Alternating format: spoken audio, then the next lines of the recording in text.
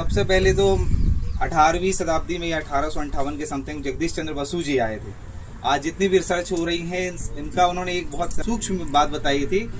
उसके पहले जो अंग्रेज लोग थे, भारतीय पद्धति में जितने भी लोग वैदिक संपदा से जानकार हैं वो तो जानते थे कि वृक्ष जो है जीवित होते हैं, लेकिन वो मानते नहीं थे। जगदीश चंद्र बसु जी ने उस चीज को रिसर्चेस के बेसिस में प्रूव किया साइंटिफिकली कि वृक्ष जो है मृत नहीं होते, वो जीवित होते हैं। अब वो अगर जीवित हैं तो वो सुनेंगे भी, बात भी करेंगे।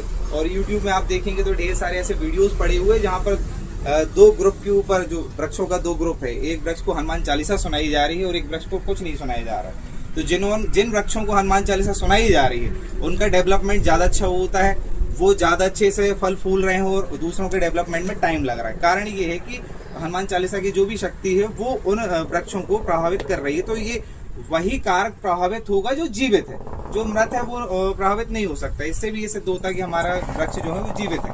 अगर वो जीवित है तो जैसा मैं बार बार बोलता हूँ कि ईश्वर ने हमें ये सृष्टि के संवर्धन की जिम्मेदारी इसलिए दी है क्योंकि हम लोग सक्षम है। मत्स्य पुराण में भी एक श्लोक आता है, 10 कूप समय वापी, 10 वापी समय सरय, 10 सरय समूह पुत्रो, 10 पुत्रो समय द्रुम।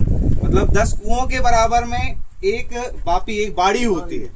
10 बाड़ियों के बराबर में एक तालाब होता है, और 10 तालाबों के बराबर में एक पुत्र होता है। लेकिन ऐसे 10 पुत्रों के बराबर में एक वृक्ष होता है। इसलिए ये हमारे पुराण में बार बार शुरू से, संस्था के प्रारंभ से ही बात बोलते आ रहा हूँ। हमारे शास्त्र हैं वो भी हमें बार बार समझा रहे हैं, ये जो प्रकृति है ये आपसे भिन्न नहीं है, ये आपके परिवार का ही, आपके शरीर का ही हिस्सा है। बल्कि आपके शरीर, आपके परिवार से भी ज्यादा जरूरी अगर कुछ है तो वो आपके वृक्ष ही हैं।